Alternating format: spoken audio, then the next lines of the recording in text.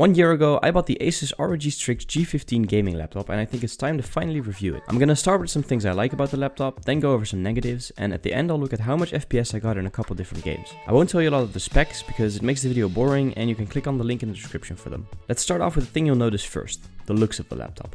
It has a very gamey look with the glowing ROG logo on the back, the RGBs on the bottom and on the keyboard, and basically everything else. The base of the laptop is made out of a hard plastic and the lid is made out of aluminum. It's really solid even though it's largely made out of plastic. The hinges are made out of aluminum as well, and they retract into the base of the laptop when you close it. They look really fragile, but actually they're pretty strong. The screen is one of the things that makes this laptop special. It's 144Hz, which means that you don't need an external monitor to actually game on it. The colors look nice and it's definitely bright enough. The edges around the screen are really thin, so that gives the laptop a very premium look. The keyboard is full RGB and the buttons on it are really nice. They're not too loud, but they do have a nice feel to them. Here's a little ASMR sound test.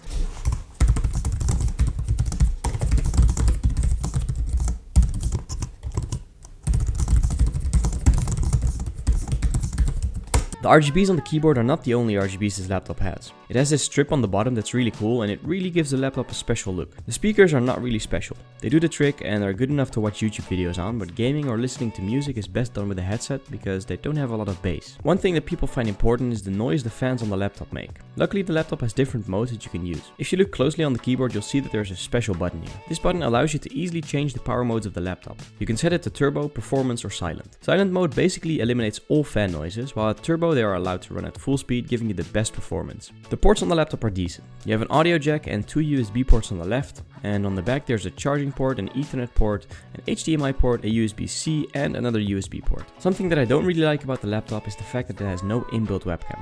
Also, the battery life is not all that great, and while on battery you can't really use the 144Hz monitor or the RGBs because that just drains the battery too quickly. Another thing is the fact that for some reason the screws on the bottom keep falling out. It's happened 3 times now and I already lost one. Now let's jump into the benchmarks. All of these were done with the laptop set to turbo mode while being plugged in, of course. The first game I played was Minecraft. I tested this game 2 times and both times I kept the render distance at 16. With the highest settings I got around 90 FPS and with the lowest settings around 120.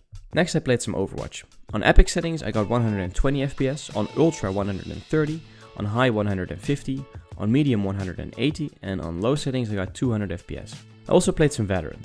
On high settings with every special graphics setting turned on, I got around 140 FPS. On medium settings, still with everything turned on, I got 150 FPS.